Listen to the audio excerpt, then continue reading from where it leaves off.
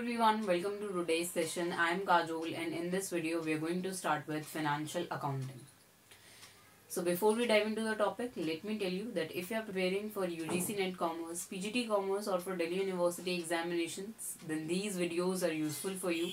And if you want to know more about our courses, then you can contact to the given number or you can download the Vishnu Economics School app. So let's get started with financial accounting.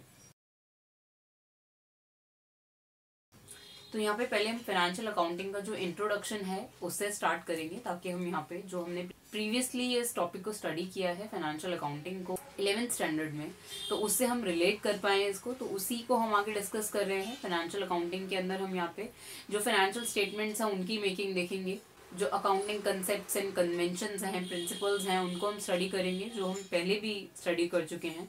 तो introduction में हम यहाँ पे revision करेंगे कि हम पहले क्या फाइनेंशियल अकाउंटिंग से समझते हैं, जो हमने पहले स्टडी किया है फाइनेंशियल अकाउंटिंग में, उसको हम ब्रश अप करेंगे, उससे हम रिलेट करेंगे इसको, और उसके बाद हम इसके आगे के टॉपिक्स को डिस्कस करेंगे। तो अभी इंट्रोडक्शन वीडियो में हम यहाँ पे इसके मीनिंग से स्टार्ट करते हैं कि हम फाइनेंशियल अकाउंटिंग जो है उससे क्या समझते हैं, और यहाँ पे हमने कैसे यहाँ पे अकाउंटिंग प्रोसेस के थ्रू हम यहाँ पे फाइनेंशियल अकाउंटिंग को भी समझ सकते हैं। और इसमें एक इम्पॉर्टेंट पॉइंट है यहाँ पर कि जो फाइनेंशियल अकाउंटिंग है वो एक्चुअली अकाउंटिंग की एक ब्रांच है। हम यहाँ पे फाइनेंशियल अकाउंटिंग और अकाउंटिंग को इंटरचेंजेबली यूज नहीं कर सकते। अब अकाउंटिंग जो है वो यहाँ पे कॉस्ट अकाउंटिंग भी हो सकती है, वो मैनेजमेंट अकाउंटिंग भी हो सकती है,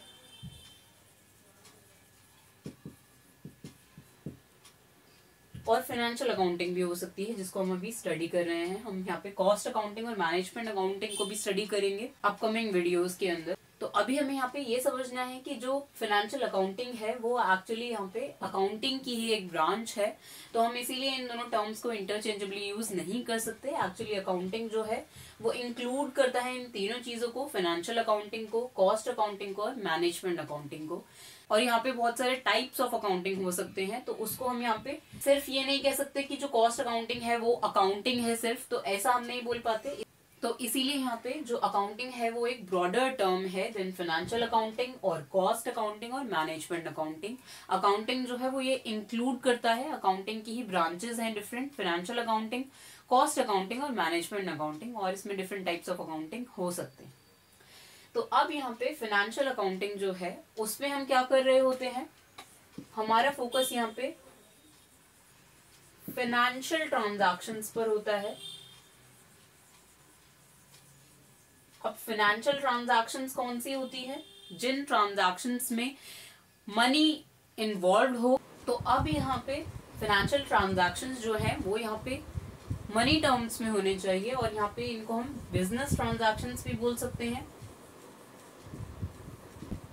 तो इसीलिए यहाँ पे जो मनी टर्म्स में होंगी ट्रांजैक्शंस, जो बिजनेस से रिलेटेड ट्रांजैक्शंस होंगी, पर्सनल ट्रांजैक्शंस को हमें यहाँ पे इंक्लूड नहीं करना है, उनको कंसिडर नहीं करना है यहाँ पर फाइनेंशियल ट्रांजैक्शंस के अंदर। तो अब जो फाइनेंशियल ट्रांजैक्शंस हैं उनकी रिकॉर्डिंग, और रिकॉर्डिंग के लिए हम यूज करते हैं जर्नल बुक, जिसमें सारी ट्रांजैक्शंस जो है उनको रिकॉर्ड करते हैं पहले। तो फर्स्ट टाइम जो फाइनेंशियल ट्रांजैक्शन है वो रिकॉर्ड होंगी, तो वो जर्नल बुक के अंदर रिकॉर्ड होती हैं, जिनको हम जर्नल एंट्रीज बोलते हैं। जर्नल एंट्रीज के थ्रू ही हम यहाँ पे फाइनेंशियल ट्रांजैक्शंस को रिकॉर्ड करेंगे जर्नल बुक के अंदर। तो अब यहाँ पे जब फाइनेंशियल ट्रांजैक्शंस जो है वो रिकॉर्ड हो जाएंगी, उसके बाद आता है यहाँ पे उन रिकॉर्डेड ट्रांजैक्शंस का क्लासिफिकेशन। अब क्लासिफिकेशन के लिए यहाँ पे होती है लेजर बुक। तो अब जो है यहाँ पे हमने जनरल बुक के अंदर जनरल एंट्रीज के थ्रू ट्रांजैक्शंस को रिकॉर्ड किया होगा, उसको हम यहाँ पे क्लासिफाई करेंगे लेजर बुक के अंदर, लेजर्स मेक करके। तो जब क्लासिफिकेशन कंप्लीट हो जाएगा यहाँ पर, तो उसके बाद होगा यहाँ पे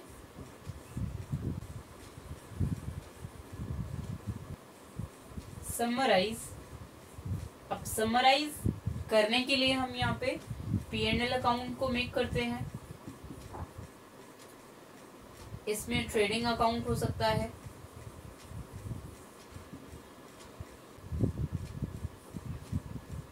और यहाँ पे ट्रायल बैलेंस भी आ सकता है,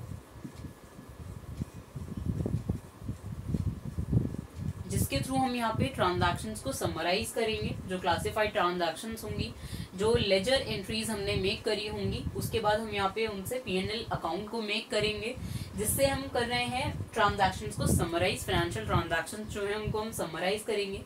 अब समराइज करने का क्या पर्पस होगा कि हमें यहाँ पर जो ट्रांजैक्शंस हैं, जो फाइनेंशियल ट्रांजैक्शंस होंगी, उनको हमें यहाँ पे एनालाइज करना है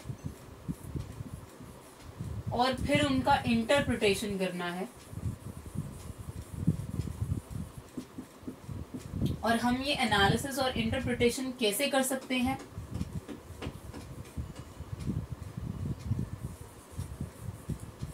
कैश फ्लो स्टेटमेंट के थ्रू,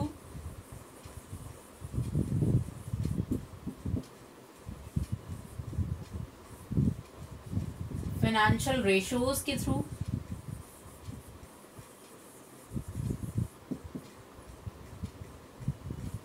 बैलेंस शीट के थ्रू हम यहाँ पे एनालाइज एंड इंटरप्रेट कर सकते हैं फाइनेंशियल पोजीशन को एक कंपनी की। तो अब ये जो पूरा प्रोसेस है अकाउंटिंग का, उसमें हमने देखा कि जो फाइनेंशियल ट्रांजैक्शन है, जो बिजनेस से रिलेटेड ट्रांजैक्शंस हैं, उसको हम पहले रिकॉर्ड करते हैं, जर्नल एंट्रीज मेक करते हैं। उसके बाद क्लासिफिकेशन होता है, क्लासिफिकेशन में हम यहाँ पे लेजर बुक मेक करते हैं, और फिर उसके बाद यहाँ पे हम समराइज करते हैं।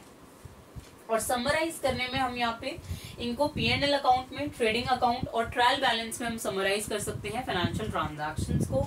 उसके बाद हम एनालिसिस एंड इंटरप्रिटेशन करते हैं, और ये हम कैसे कर सकते हैं? कैश फ्लो स्टेटमेंट के थ्रू, फाइनेंशियल रेशियोज के थ्रू और बैलेंस शीट के थ्रू। तो अब जब यहाँ पे एनालिसिस कंप्लीट हो जाएगा, उसके बाद हम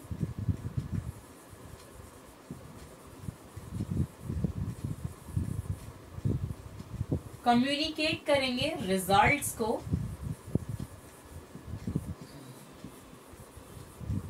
टू द यूजर्स। अब ये जो यूजर्स हैं फाइनेंशियल स्टेटमेंट्स के, उनको हम डिस्कस करते हैं। अब ये जो यूजर्स हैं वो यहाँ पे इंटरनल और एक्सटर्नल हो सकते हैं। इंटरनल यूजर्स का मतलब है यहाँ पे जो विद इन द कंपनी है, और इसमें यहाँ पे हो सकते हैं ओनर्स आ सकते हैं, यहाँ पर मैनेजमेंट आ सकती है, एम्प्लॉयज आ सकते हैं, और एक्सटर्नल यूजर्स जिनमें यहाँ पे जो एक्सटर्नल टू द कंपनी है उनको इंक्लूड करेंगे। तो एक्सटर्नल यूजर्स में यहाँ पे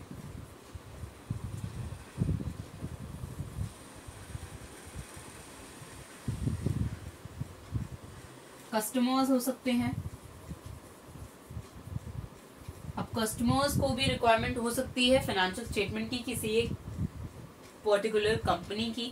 अगर यहाँ पे जो कस्टमर्स हैं वो जानना चाहते हैं कंपनी के फाइनेंशियल पोजीशन के बारे में, that how a company is performing, तो उनको ये कैसे पता चलेगा? फाइनेंशियल ट्रांजैक्शंस, फाइनेंशियल स्टेटमेंट्स को देखकर उस कंपनी के जो यहाँ पे प्रिपेयर किए होंगे कंपनी ने। तो इसीलिए यहाँ पे कस्टमर्स जो है वो यूजर्स होते हैं, एक्सटर्नल यूजर्स होते हैं फाइनेंशियल स्टेटमेंट्स के। और हो सकता है यहाँ पे गवर्नमेंट,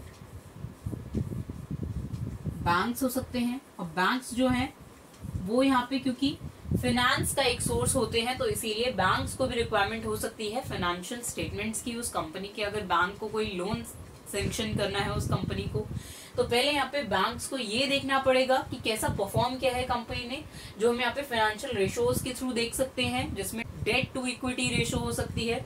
तो ऐसे डिफरेंट रेशियोज के थ्रू यहाँ पे बैंक्स जज कर सकते हैं परफॉर्मेंस को कंपनी की।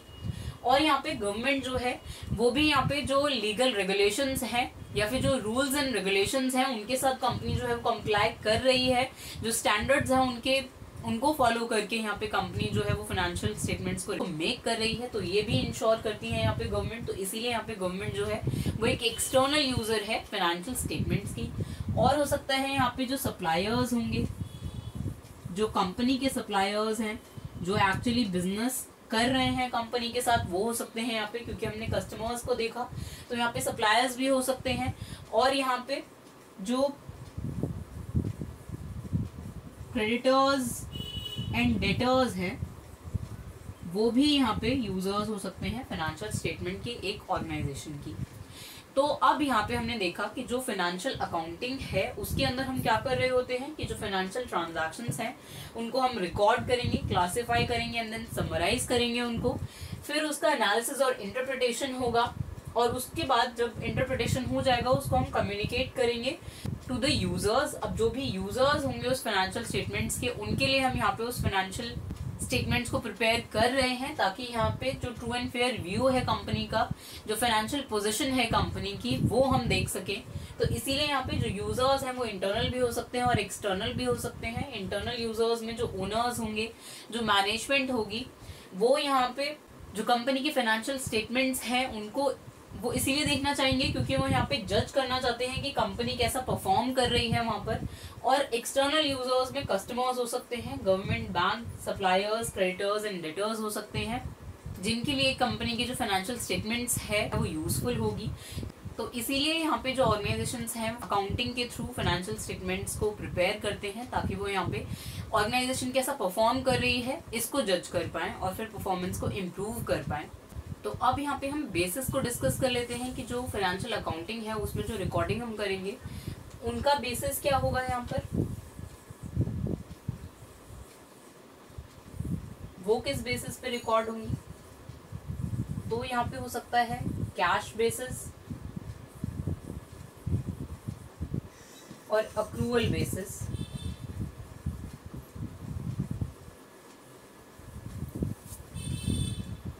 अब यहाँ पे कैश बेसिस पे यहाँ पे हम क्रेडिट ट्रांजैक्शंस को रिकॉर्ड नहीं करते, सिर्फ जो ट्रांजैक्शंस कैश में हुई हैं सिर्फ उन्हीं को रिकॉर्ड करते हैं। तो अब क्योंकि यहाँ पे क्रेडिट ट्रांजैक्शंस को रिकॉर्ड नहीं कर रहे हैं, तो इसमें जो प्रीपेड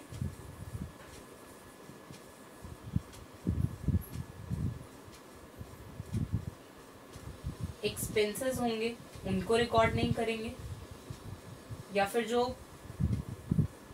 आउटस्टैंडिंग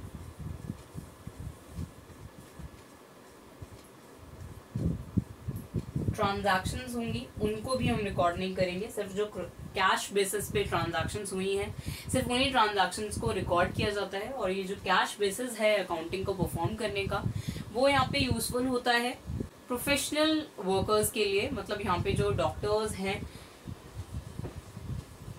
या यहाँ पे जो लॉयर्स हैं, तो ऐसे प्रोफेशंस के लिए यहाँ पे जो कैश बेसिस ऑफ अकाउंटिंग है वो यूजफुल होता है। और जो स्मॉल बिजनेसेस हैं उनके लिए भी यहाँ पे जो कैश बेसिस ऑफ अकाउंटिंग है वो यूजफुल होता है for recording there financial transaction. और यहाँ पे जो अक्रूवल बेसिस है यहाँ पर सारी ही ट्रांजैक्शंस को रिकॉर्ड करते हैं, चाहे वो कैश में हो चाहे क्रेडिट पे। तो अक्रूवल बेसिस ऑफ अकाउंटिंग के अंदर सारी ही ट्रांजैक्शंस को हम रिकॉर्ड करेंगे, कैश भी और क्रेडिट भी। तो अक्रूवल बेसिस के अंदर यहाँ पे जब इनकम ऑन होगी तभी हम उसको रिकॉर्ड कर लेंगे, ना कि जब उसकी एक्चुअल मनी टर्म्स में वो रिसीव होगी तब उसको हम रिकॉर्ड करेंगे। जैसा हम कैश बेसिस में कर रहे थे कि जब कैश रिसीव होगा तभी हम उन ट्रांजैक्शंस को रिकॉर्ड कर रहे थे, क्रेडिट ट्रांजैक्शंस को हम यहाँ पे रिकॉर्ड नहीं कर रहे हैं। लेकिन अक्रूवल बेसिस में ऐसा नहीं होता। यहाँ पे हम अगर इनकम है यहाँ पर आइटम, तो उसके बाद हम यहाँ पे जब वो इनकम ऑन हुई है तभी हम उसको रिकॉर्ड कर लेते हैं, जब एक्चुअली वो रिसीव हो रही है तब नहीं। Same goes with the expenses, जब वो प्रीपेड एक्सपेंसेस भी हो सकते हैं, आउटस्टैंडिंग भी हो सकते हैं, तो उस केस में हम यहाँ पे उसको तभी रिकॉर्ड कर लेंगे जब वो अकर हो रहे हैं, instead of recording them when the actual money is received और पेड। तो इसीलिए यहाँ पे अगर इनकम या एक्सपेंसेस को हम देख रहे हैं यहाँ पे, तो इनकम जब ऑन हो रही है तभी हमें उसे रिकॉर्ड करना है, ना कि तब जब एक्चुअल मनी रिसीव हो रहा है। Same goes with the expenses और एनी अदर आइटम। तो इसमें आउटस्टैंडिंग और प्रीपेड सारी ही जो ट्रांजैक्शंस होंगी उसको हम रिकॉर्ड करेंगे अक्रूवल बेसिस के अंदर। तो अब यहाँ पे कैश बेसिस के अकॉर्डिंग जो रिकॉर्डिंग होगी फाइनेंशियल ट्रांजैक्शंस की वो यूजफुल होगी प्रोफेशनल्स या फिर स्मॉल बिजनेसेस के लिए, जिसमें हमने यहाँ पे डॉक्टर्स, लॉयर्स और स्मॉल बिजनेसेस को देखा। और यहाँ पे जो अक्रूवल बेसिस ऑफ अकाउंटिंग है वो यहाँ पे जो बिग बिजनेसेस हैं उनके लिए यूजफुल होगा, ताकि वो ट्रू एंड फेयर व्यू जो है उसको कैलकुलेट कर पाए, जो कि यहाँ पे कैश बेसिस पे ट्रांजैक्शंस को रिकॉर्ड करने पे नहीं मिलेगा, क्योंकि यहाँ पे जो भी कैश में डीलिंग हुई है सिर्फ वही रिकॉर्ड हो रही है। तो अब यहाँ पे फाइनेंशियल अकाउंटिंग के भी कुछ एडवांटेजेस एंड लिमिटेशंस हो सकते हैं। तो एडवांटेजेस में यहाँ पे ये हो सकता है कि जो मैनेजमेंट है उसके लिए जो फाइनेंशियल स्टेटमेंट्स हैं वो यूजफुल हो सकती हैं, ताकि वो फ्यूचर में जो परफॉर्मेंस है उसको इम्प्रूव कर पाएँ, कंपेयर कर पाएँ परफॉर्मेंस को ऑर्गेनाइजेशन की जो प्रीवियस ईयर है उससे कंपैरिजन हो पाएगा यहाँ पर परफॉर्मेंस का। और यहाँ पे जैसे हमने देखा कि जो बैंक्स हैं वो ही यहाँ पे सोर्स ऑफ फाइनेंस हैं अगर किसी ऑर्गेनाइजेशन के लिए, तो वो यहाँ पे जो बैंक्स होंगे वो लोन को सैंक्शन करने से पहले यहाँ पे जो फाइनेंशियल स्टेटमेंट्स हैं कंपनी के उसको देखेंगे कि कंपनी जो है वो कैसा परफॉर्म कर रही है, उसके बाद ही वहाँ पे जो कंपनी है उसको लोन सैंक्शन हो सकता है। तो इसीलिए यहाँ पे फंड रेजिंग के लिए भी यहाँ पे जो फाइनेंशियल स्टेटमेंट्स हैं वो यूजफुल हो सकती हैं। और यहाँ पे लिमिटेशंस में हो सकता है कि जो सिर्फ बिजनेस नेचर की ट्रांजैक्शंस हैं उन्हीं को हम रिकॉर्ड कर रहे हैं, दूसरी ट्रांजैक्शंस को रिकॉर्ड नहीं कर रहे हैं। और इसीलिए यहाँ पे इस लिमिटेशन से यहाँ पे विंडो ड्रेसिंग की जो लिमिटेशन है वो भी अराइज होती है, क्योंकि यहाँ पे कंपनीज जो है वो फाइनेंशियल स्टेटमेंट्स को मैनिपुलेट भी कर सकती हैं, क्योंकि वही उसको प्रिपेयर कर रही हैं ताकि जो ऑर्गेनाइजेशन की परफॉर्मेंस है वो बेटर शो हो फाइनेंशियल स्टेटमेंट्स के अंदर, और वो फंड्स जो है उसको रेज कर पाए या कोई भी दूसरा यूज हो सकता है। तो उसके लिए यहाँ पे जो ऑर्गेनाइजेशंस हैं वो फाइनेंशियल स्टेटमेंट्स को मैनिपुलेट करेंगी, और जिसको हम विंडो ड्रेसिंग बोल सकते हैं। तो ये सारी लिमिटेशंस हैं यहाँ पर अकाउंटिंग के अंदर। तो आई होप यहाँ पे आप पूरा प्रोसेस जो है फाइनेंशियल अकाउंटिंग का जो यहाँ पे बेसिस है उसको समझ गए होंगे, और जो हमने एडवांटेजेस एंड लिमिटेशंस को डिस्कस किया वो भी आप समझ गए होंगे। सो इसके नेक्स्ट वीडियो में हम फाइनेंशियल अकाउंटिंग प्रिंसिपल्स को डिस्कस करेंगे।